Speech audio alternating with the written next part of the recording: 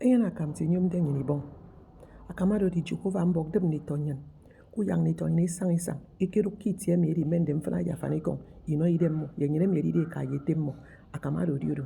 Imatira madu. Yene semo wora kufo. Ntang true life story. O wora kufo ti kisem mo fan. Akesem kompado mkonten kane kiti aba mbubre yu. Iyo no ti do ye wori nyon. Police do kompado yo. Emes ko di dem mo squad nsompo. Etang mo wontementeme era police. Eke di Sunday mbubre yu. Useru senu bok Monday. Eka yete ni toru eka karekese. Ema ilugeri. Ebel ni tom mo wita 150.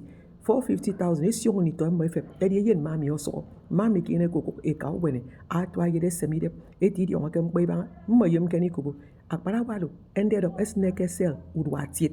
Before eka atwa yet. Asanga benga mwogo kok. Asanga yom mwogo tuteri siyo yene se monke sel efe. Akameri. Abasimbo kuya. Nito yene sang.